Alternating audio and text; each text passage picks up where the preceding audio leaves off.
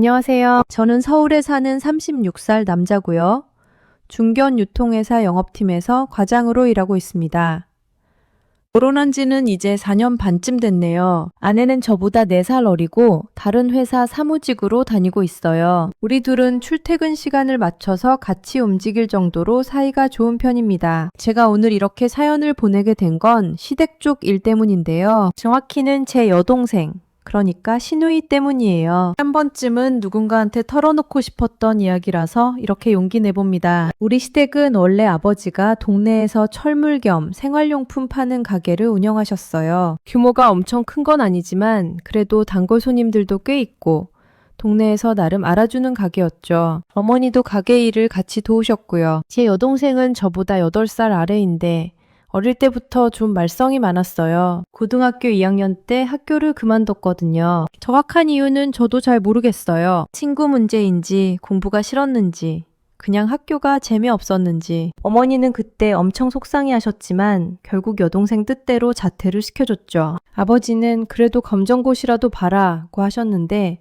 여동생은 그것도 안 했어요. 그 뒤로 여동생은 이것저것 알바를 전전했어요. 카페, 편의점, 음식점 서빙, 옷가게 판매직, 이런 것들이요. 한 곳에서 오래 버티지를 못하더라고요. 항상 사장이 이상해서, 거기 분위기가 안 맞아서, 일이 너무 힘들어서, 이런 이유로 몇 달 하다가 관뒀어요. 아버지는 그런 여동생한테 늘 한숨을 쉬셨어요. 계속 이렇게 살 거냐, 제대로 된 직장이라도 하나 잡아라 하셨죠. 그럴 때마다 어머니는 여동생 편을 들었어요. 아직 어리잖아, 천천히 찾아보게 해 이러시면서요. 저는 그 사이에서 늘 중재자 역할을 했어요. 큰아들이니까 제가 어떻게든 분위기 좀 풀어줘야 한다고 생각했던 것 같아요. 아버지, 동생이 아직 어리니까 좀 더 지켜봐 주세요. 동생아, 아버지 말씀도 맞으니까 네가 좀 더 책임감 있게 행동해. 이런 식으로 평생을 살았습니다. 제가 결혼을 하게 됐을 때 아버지가 제 와이프를 정말 좋아하셨어요. 첫 만남부터 이 며느리 정말 마음에 든다고 하시더라고요. 예의도 바르고 말도 차분하게 잘하고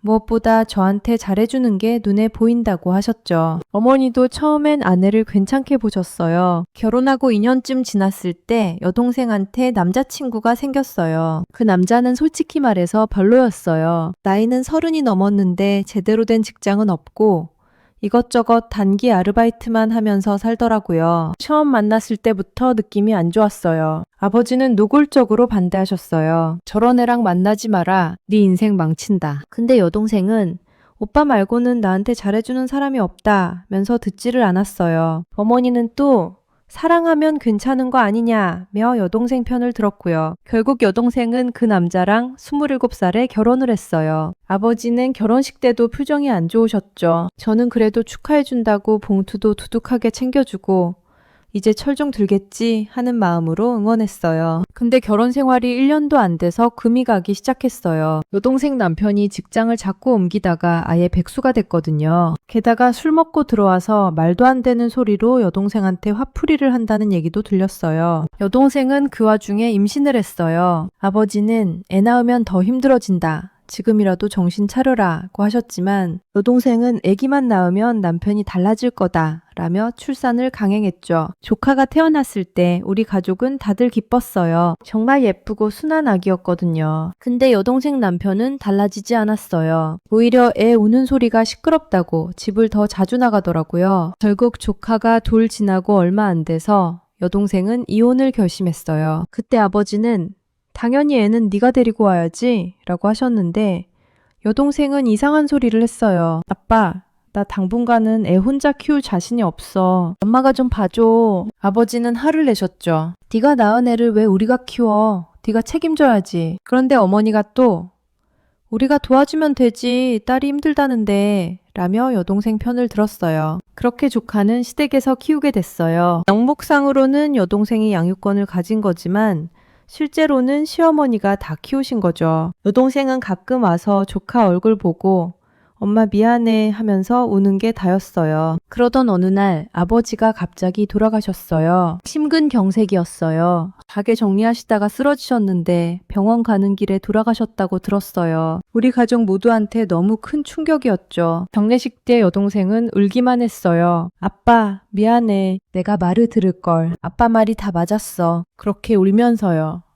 저는 그 모습을 보면서 이제라도 정신 차리겠지 싶었어요. 근데 아니더라고요. 아버지가 돌아가시고 나니까 여동생은 더 자유로워진 것처럼 행동했어요. 어머니한테 조카를 맡기고 자기는 친구들이랑 놀러 다니고 술 마시고 여행도 다니고 어머니는 그런 여동생한테 뭐라고 하지를 못했어요. 저는 여동생한테 몇 번 말했어요. 네 애는 네가 키워야지. 엄마가 나이가 몇인데 애 키우시게 해. 그럴 때마다 여동생은 나도 알아. 근데 지금은 너무 힘들어. 조금만 시간 주면 내가 데리고 갈게. 라고 했어요. 그런 식으로 시간이 흘렀어요. 그러다가 어느 날부터 여동생이 우리 집에 조카를 맡기러 오기 시작한 거예요. 처음엔 정말 급한 일이 있어서 그런 줄 알았어요. 오빠, 미안한데 오늘 진짜 급한 일이 있어서 그래. 4시간만. 딱 4시간만 봐줄 수 있어? 여동생은 울먹이는 목소리로 부탁을 했고, 조카는 제 다리를 붙잡고 삼촌 하면서 웃고 있었어요. 아내도 옆에서 한 번 정도는 괜찮지 않아? 라고 했고 저도 그냥 그래 알았어. 근데 딱 4시간이다 라고 했죠. 근데 그게 시작이었어요. 한 번 봐주니까 2번 봐달라고 하더라고요. 2번 봐주니까 3번 봐달라고 하고 그러다가 아예 일주일에 한 번씩은 찾아와서 조카를 맡기고 갔어요. 저는 어느 순간 깨달았어요. 아, 이거 우리 집을 무료 베이비시터로 생각하는구나. 그래서 여동생한테 확실하게 선을 그었어요. 야, 앞으로는 주말에만 그것도 우리 둘 다 집에 있을 때만 맡겨. 그리고 미리 약속 잡아. 당일에 갑자기 오는 거 이제 안 된다. 애 필요한 거 기저귀, 분유, 옷 다 네가 챙겨와. 우리 집 거 쓰지 말고. 여동생은 그때 알았어, 미안해 라고 했어요. 한 달 정도는 지켜지는 것 같았어요. 그런데 슬슬 또 선을 넘기 시작하더라고요. 어느 평일 저녁 제가 야근을 하고 있는데 아내한테 전화가 왔어요. 여보, 신우이가 갑자기 집 앞에 왔어. 애 봐달래. 뭐? 오늘 평일인데? 약속도 없었잖아.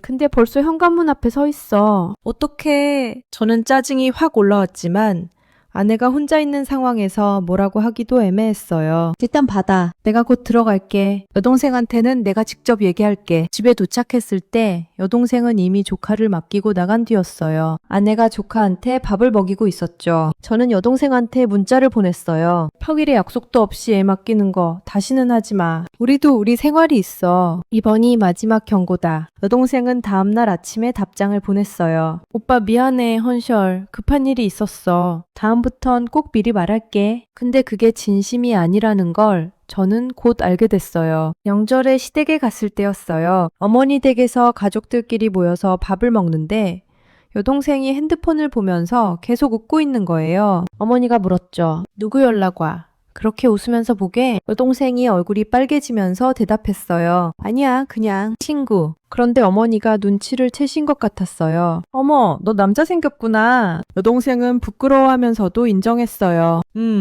사실 몇 달 전부터 만나는 사람 있어. 저는 그 순간 머릿속에 경보음이 울렸어요. 여동생이 누군가를 만난다는 게 문제가 아니라 조카를 그렇게 자주 맡기던 게 이 때문이었구나 싶었거든요. 저는 조심스럽게 물었어요. 그 사람, 네가 이혼했다는 거 알아?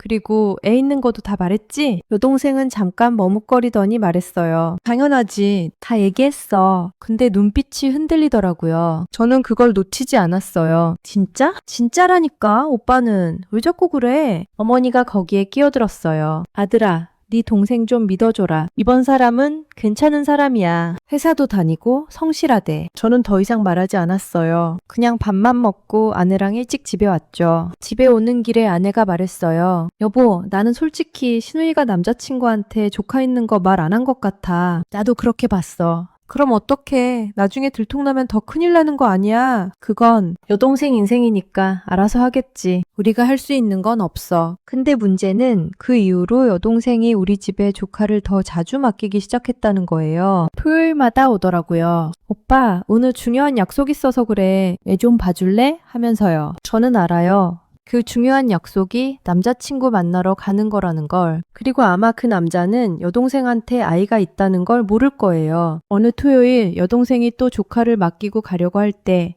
저는 확실하게 선을 그었어요. 야, 이제 그만 좀 해. 너 남자친구 만나러 가는 거 다 알아. 근데 애는 왜 맨날 우리한테 맡기냐? 네가 키워야지. 여동생 얼굴이 굳더니 말투가 차가워졌어요. 오빠, 나도 내 인생 살 권리 있어. 애 때문에 평생 갇혀 살 수는 없잖아. 갇혀 살라는 게 아니라 네 애는 네가 책임지라는 거야. 우리는 보육원이 아니야. 나 지금 재혼 준비 중이야. 잘 되면 내가 애도 데려갈 수 있어. 그때까지만 좀 도와줘. 재혼 준비? 그 남자 애 있는 거 알아? 여동생은 대답을 안 했어요. 대신 짐을 챙겨서 조카만 놓고 나가버렸죠. 저는 그날 아내한테 말했어요. 우리 이제 여동생이 애 맡기러 오면 안 받자. 이건 아니야. 아내도 동의했어요. 나도 그렇게 생각해. 너무 지나쳐. 그 다음 주에 여동생이 또 왔을 때 저는 문을 열어주지 않았어요. 초인종을 계속 눌렀지만 저는 인터폰으로만 말했어요. 오늘은 안 돼. 돌아가. 오빠, 진짜 급한 일이야. 제발. 매번 급한 일이야. 안 돼. 여동생은 한참을 초인종을 누르다가 결국 돌아갔어요. 그날 밤 어머니한테 전화가 왔어요. 아들아, 네가 동생 애 안 봐줬다며. 왜 그랬어? 엄마, 여동생이 우리 집을 너무 당연하게 생각해요. 맨날 애 맡기고 자기는 놀러 다니잖아요. 그래도 가족인데 좀 도와줘야지. 가족이면 뭐든 다 해줘야 해요? 여동생 애는 여동생이 키워야죠. 어머니는 한숨을 쉬더니 전화를 끊었어요. 그 이후로 한동안 조용했어요. 여동생도 안 왔고 어머니도 연락을 안 하셨죠. 저는 이제 좀 정리됐나 싶었어요. 그런데 진짜 문제는 그때부터 시작이었어요. 어느 금요일 저녁이었어요. 저는 지방 출장을 가 있었고 아내는 집에 혼자 있었죠. 전날 야근까지 해서 몸이 안 좋은 상태였대요. 아침에 아내한테 어머니한테서 전화가 왔대요. 며느리, 잘 지내냐? 몸은 괜찮고? 요즘 밥은 잘 챙겨 먹고 다니니? 아내는 어머니가 평소에 그런 전화를 잘 안 하시는 분이라 좀 의아했대요. 그래도 네, 잘 지내요 하고 대답했죠. 그랬더니 어머니가 본론을 꺼냈대요. 며느리야, 사실은 시누이가 오늘 꼭 가야 하는 병원 예약이 있어서 그래. 정밀 검사를 받으래. 근데 보호자가 꼭 필요하대. 나는 가게 봐야 해서 못 가겠고. 미안한데 조카 좀 봐줄 수 있니? 딱 오늘 하루만. 아내는 그 말을 듣고 고민했대요. 평소 같으면 거절했겠지만 병원, 정밀검사, 보호자 필요 이런 단어들이 나오니까 거절하기가 애매했던 거죠. 아, 네. 그럼 오늘만이요. 그래, 고맙다. 곧 갈게. 1시간 뒤에 어머니와 여동생이 조카를 데리고 왔대요. 여동생은 아내한테 눈도 안 마주치고 감사합니다 한마디만 하고 갔대요. 아내는 조카한테 밥을 먹이고 같이 놀아주고 낮잠도 재웠대요. 근데 오후 3시쯤부터 조카가 갑자기 보채기 시작했대요. 삼촌 엄마, 아파. 아내가 조카 이마를 짚어봤더니 뜨겁더래요. 열이 엄청 올라와 있었대요. 아내는 당황해서 여동생한테 전화를 했어요. 안 받더래요. 어머니한테도 전화했는데 역시 안 받았대요. 아내는 혼자서 조카를 데리고 근처 소아과에 갔어요. 의사 선생님이 감기인 것 같다며 약을 처방해줬대요. 아내는 약을 타서 조카한테 먹이고 계속 옆에서 지켜봤대요. 저는 그때 출장지에서 영상통화로 상황을 알게 됐어요. 화면에 아내가 피곤한 얼굴로 나왔고 옆에 조카가 누워서 자고 있더라고요. 여보, 무슨 일이야? 아내가 그동안 있었던 일을 다 얘기해줬어요. 저는 그 순간 머리끝까지 화가 났어요. 또 맡기고 간 거야? 병원 간다고 했다고?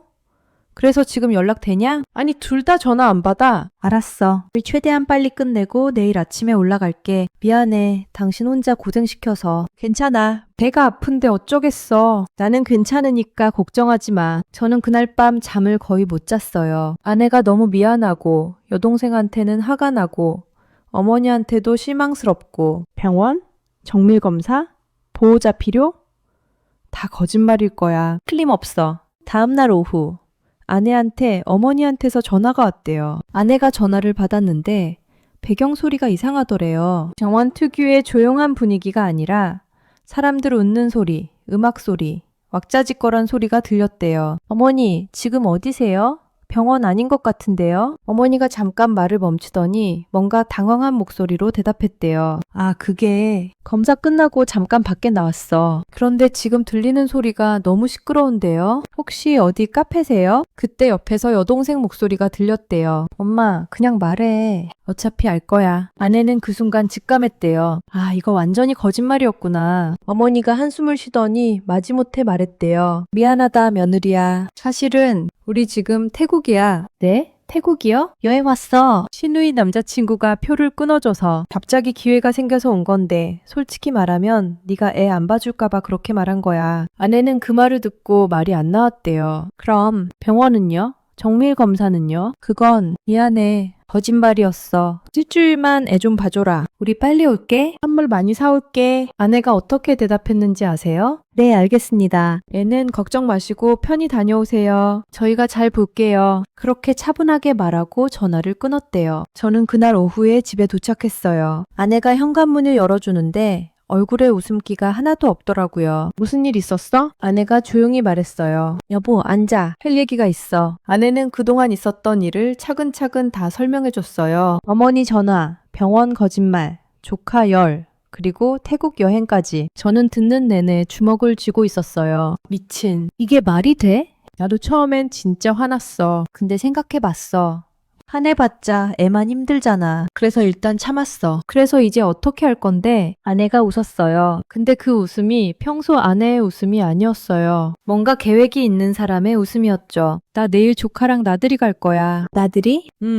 날씨도 좋고 애도 집에만 있으면 심심할 것 같아서. 저는 아내가 뭔가 계획하고 있다는 걸 느꼈지만 구체적으로 묻지 않았어요. 다음날 아침 아내는 조카를 예쁘게 옷 입히고 나갔대요. 조카 컨디션도 많이 좋아진 상태였고요. 저는 집에서 쉬면서 아내한테 연락을 기다렸어요. 오후 5시쯤 아내한테 문자가 왔어요. 지금 조카랑 산책 중이야. 여기 공기도 좋고 좋네. 그리고 사진 한 장이 왔어요. 사진 속에는 아내와 조카가 함께 웃으면서 찍은 셀카였는데 배경에 어떤 아파트 단지가 보였어요. 저는 그 아파트를 보는 순간 알아챘어요. 여동생 남자친구가 사는 아파트였거든요. 전에 여동생이 자랑하면서 여기 사는 사람이야, 괜찮지? 하면서 보여준 적이 있었어요. 1시간 뒤 제 휴대폰이 울렸어요. 여동생한테서 전화가 온 거예요. 오빠! 여동생 목소리가 완전히 패닉 상태였어요. 왜?